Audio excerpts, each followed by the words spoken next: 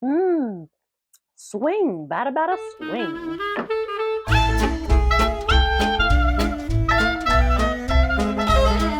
Hello and welcome back to another video. My name is Heather and as always I'm reading with a vengeance and I hope you are as well.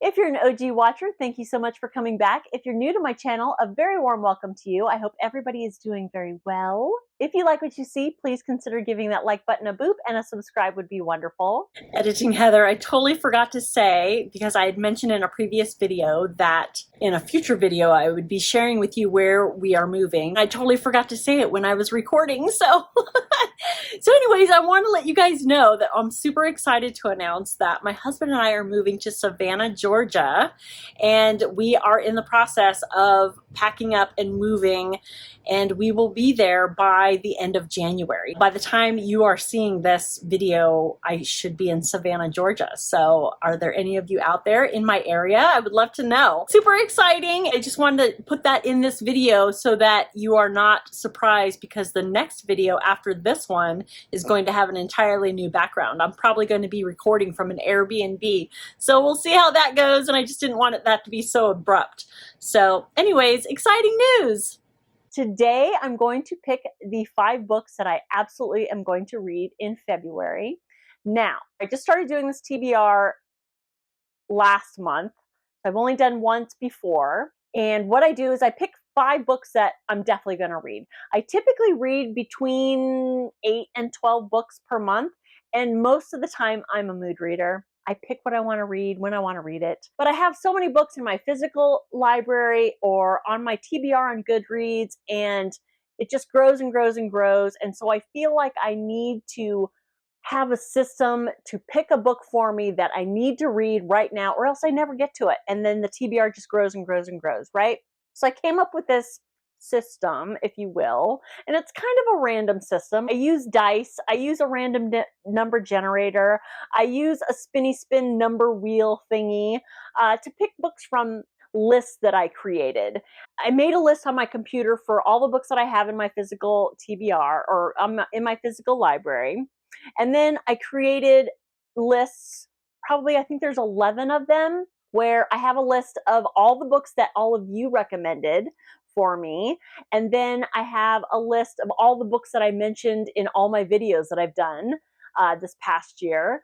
And then I have like the random list, like a list will consist of, it's not really a list, but it's a category, say the highest rated on my Goodreads TBR, or the lowest rated, or the longest, just stuff like that. So I have about 11 different lists. I have done this TBR system once before, and I think it worked out really well. So the books that I picked in January from my physical library, what was picked for me was The Diamond Eye by Kate Quinn, which I read. Also, it picked Robinson Crusoe from me.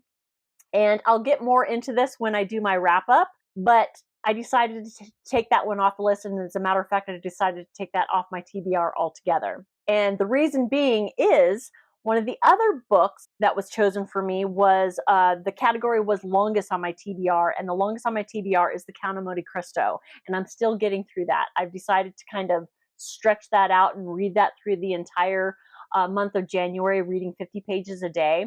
I won't get too far into it, but it's been a struggle. And I decided to take a peek at Robinson Crusoe to see if it's written in the same fashion, the same writing style, the same writing of the time, and it is, and I can't do it. It's just not for me. So I decided to take Robinson Crusoe off, but I am getting through Count of Monte Cristo, so that's another check. And then one of the categories for that one was pick the highest rated on my Goodreads TBR, and the highest rated at that time was the Dead Kids Club, which I believe at the time of this recording I'm currently reading. So that's a check. And then the other one was the newest added to my TBR on Goodreads, and that was Us Against You by Frederick Backman, and I did read that one. So I will consider that 4 out of 5. That's a success, so that is working for me, so I decided to do it again. So what I do for these 5 books is the very first 2 books that I pick from my physical library. I want to get my physical library down. I don't want to add to it. I'm living in kind of a tiny house situation, so I haven't been able to bring more books in. So I want to read that down. So the first 2 books are going to be from my physical library. And what I'm going to do is I'm going to use a random number generator to pick what 2 books from my physical library I'm going to read. We're going to start there. So let's go to the random number generator. So here we go. Random number generator. We're going to put, it's going to start with the number 2 because that's where my list starts. And then it goes up to 48. So I have 48 books in my physical library. And here we go. Number 28. And number 28 on my list, which they were all added on here randomly. Number 28 is, Secondhand Souls. Okay, Secondhand Souls. So here we have Secondhand Souls. This is, look at this cover. It's so much fun. I love it. Secondhand Souls by Christopher Moore. I've read Christopher Moore before. He is hilarious. He's got kooky characters. He's got kooky plots. They're just super fun books to read. This is the second in the Grim Reaper duology. And the first one is what's called A Dirty Job. I read years and years ago, and I remember loving it. Had such a good time with it. And before I tell you about this one, I'll just tell you about A Dirty Job. So A Dirty Job, let me get my eyeballs, follows Charlie Asher. Charlie Asher is a pretty normal guy with a normal life, married to a bright and pretty woman who actually loves him for his normalcy. They're even about to have their first child. Yes, Charlie's doing okay until people start dropping dead around him, and everywhere he goes, a dark presence whispers to him from under the streets. Charlie Asher, it seems, has been recruited for a new position as Death. It's a dirty job, but hey, somebody's got to do it. Super fun. I had a great time with that book, even though it was 100 years ago that I read it. Here's the second one. So the second one, I think, just continues on the story. They have a child now, Charlie and his wife. Charlie, I believe, is still Death, but let's find out what we have to say here. It seems like only yesterday that Charlie Asher took on a very dirty job, collecting souls and keeping the forces of darkness at bay. Along with a cohort of other oddballs, Charlie faced off against these denizens of darkness and met his own end. But thanks to Audrey, his Buddhist nun Boo, his soul is still alive inside a 14-inch high body made from lunch meat and spare animal parts. Waiting for Audrey to find him a suitable new body to play host, Charlie has squirreled himself away from everyone, including his adorable 7-year-old daughter, Sophie, who enjoys dressing up like a princess, playing with her glitter ponies, and, being the Luminatus, spouting off about her power over the underworld and her dominion over death. Just when Charlie and company thought the world was safe, some really freaky stuff hit San Francisco. People are dying, but their souls are not being collected. Someone or something is stealing them, and no one knows where they are going or why. But it has something to do with that big orange bridge. And the story goes from there. I won't read you the whole thing. So super fun. I'm looking forward to this one and finishing this duology. And this is a hardcover, so it'll create some room in my library in my tiny little house. So yeah, I'm excited about this one. So that's the first one set up for February. All right, let's do the random number generator to find my second one from my physical library. All right, here we go. And the next number is 42. So what is 42 on my list on my physical library? And that is, we have, Sharks in the Time of Saviors. Oh, super exciting. Sharks in the Time of Saviors by Kawai Strong Washburn. So this one, I picked this up off the shelf at a bookstore probably over a year ago, and it was a cover buy. I absolutely love this cover. Look at that. So beautiful. I love sharks. I love orange. Gorgeous. Total impulse buy based on the cover, but then I read the synopsis and it also sounds very intriguing to me. I think there's like magical realism, if not straight up fantasy in this, but it sounds really interesting. And here we go. In 1995, off the coast of Kailua Kona, Hawaii, 7-year-old Nainoa Flores falls overboard into the Pacific Ocean. When a shiver of sharks appears in the water, everyone fears the worst. But Noah is gingerly delivered to his mother in the jaws of a shark, making his story the stuff of legend. Nainoa's family, struggling amid the collapse of the sugarcane industry, hails his rescue as a sign of favor from ancient Hawaiian gods, a belief that appears validated after Noah exhibits puzzling new abilities. But as time passes, this supposed divine favor drives the family apart, and the Flores siblings end up scattered across the mainland. When supernatural events visit the Flores household in Hawaii, they are all forced to reckon with the bonds of family, the meaning of heritage, and the cost of survival. Super, super excited about this one. I'm so happy this was picked for me. And yeah, this whole random number thing is really working out so far. So yay. So Sharks in the Time of Saviors is the second one for February. All right, so now what I'm going to do is I'm going to roll a dice to find out what the next category is. And I have to share with you. So I try to do this a little bit ahead of time, spoiler alert. And what I was doing before is I was rolling the dice to determine how many categories I'm going to get to pick the next 3 books from. So it could be either just the next 3 books were going to come from 1 category, 2 categories, or 3 categories. Well, the first time I did this, I rolled a 1. So I was going to have to pick all 3 books from just one single category. The first category I drew was longest on my TBR. So I knew that wasn't going to work out because I wasn't going to read 3 of my longest books on my TBR in 1 month. That wasn't going to happen. So I decided to change the rule. I'm just going to pick from 3 different categories. I'm going to roll to figure out which categories there are, but I am going to do from 3 different categories. It just seems fair. So yeah, so let's roll the dice to find out what the first category is. So here we go, rolling the dice, and that's an 8. So what is category 8? And they're all from the sheets of this program that I set up.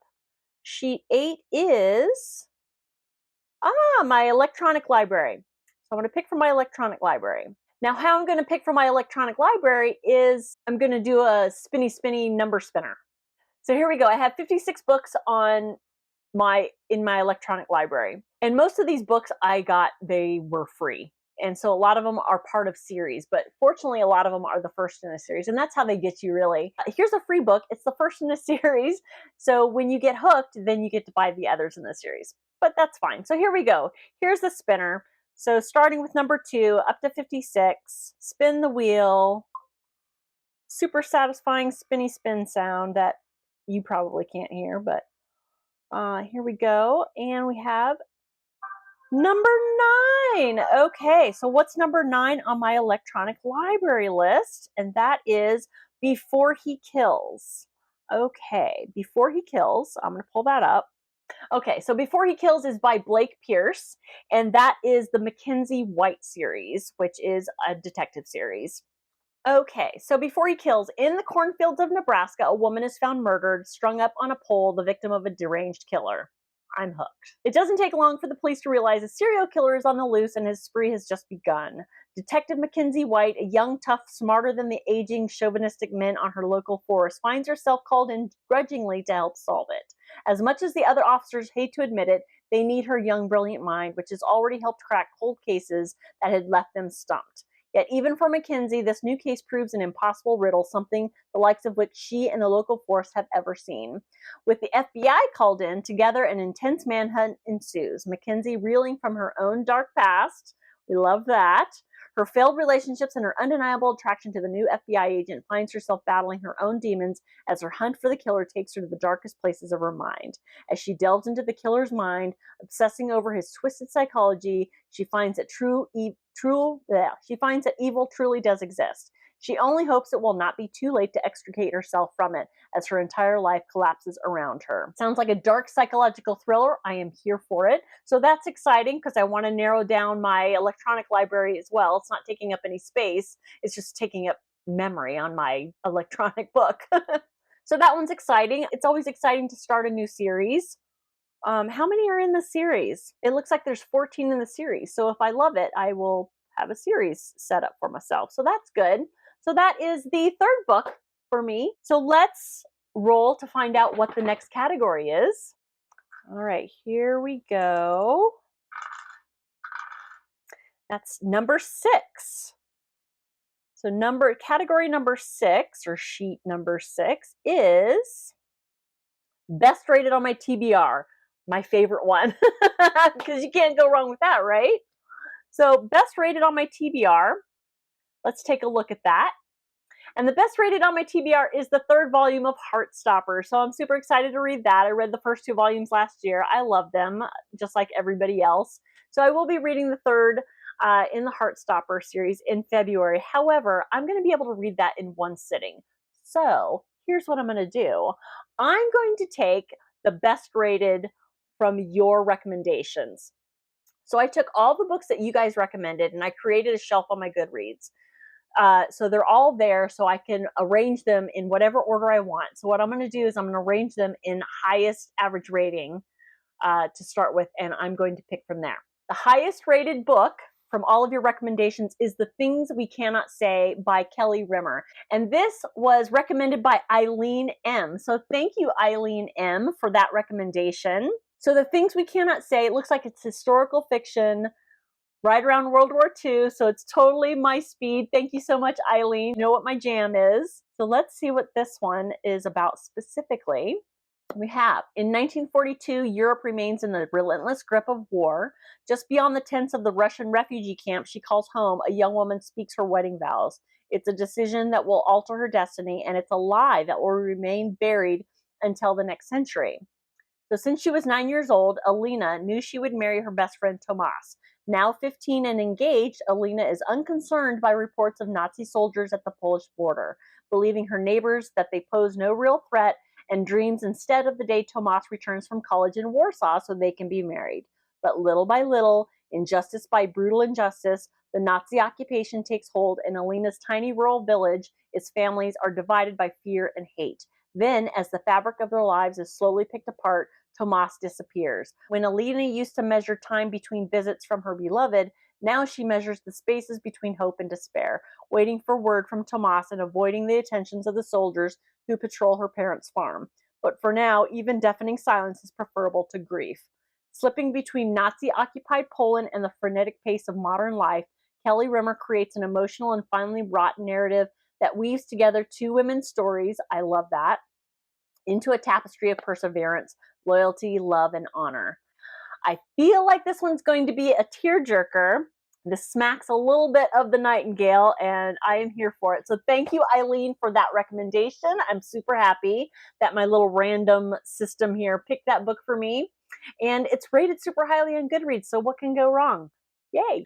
All right, so let's pick the last book for the 5. We will roll the dice to find out which category is the last category. Here we go. And we have 9. So category 9 is favorite authors. Okay, I have a list of favorite authors here, and what I mentioned in my first video of what's going to happen if that's one of the categories that I pick is I'm going to pick. So what I'm going to do to kind of help with my journey to get through my physical library is one of my favorite authors on this list is Jodi Picoult. I have, I believe, 4 of her books on my physical library, so I'm going to pick one of those. So the book that I decided to pick from Jodi Picoult, one of my favorite authors, is Picture Perfect. And I picked this one because I've been trying to get through her books kind of chronologically in the order that she's written them, because I like to kind of see how they evolve as a writer. I don't know why. It's not really worked out in my favor just because I have read her first book, and I believe it was Songs of the Humpback Whale. It wasn't great, but you know, she was a new author. I'm still going to continue to try to go in chronological order, at least the books that I have in my physical library. So Picture Perfect, this one, where are my eyeballs? To the world, they had everything. Cassie Barrett was a renowned anthropologist. Alex Rivers was a respected actor. They met on the set of a motion picture in Africa. They shared childhood tales, toasted the future, and declared their love in a fairy tale wedding. But when they returned to California, something altered the picture of their perfect marriage. A frightening pattern took shape, a cycle of hurt, denial, and broken promises thinly veiled by glamour. Torn between fear and compassion, Cassie wrestled with the questions she never dreamed she would face. Why did she stay, and how could she leave? Okay, so it sounds like this one is going to be dealing with domestic violence. That's always a fascinating topic. It's a touchy topic. I'll be really interested to find out how she deals with it, considering this was published in 1995. It'll be really interesting to see how she handles this topic. She's a fantastic writer, but she's grown into a fantastic writer. So this is one of her early works. So I'm really interested to see how her writing holds up and where this one goes. So yeah, Picture Perfect by Jodi Picoult. Those are it. Those are the 5 books that I'm going to read.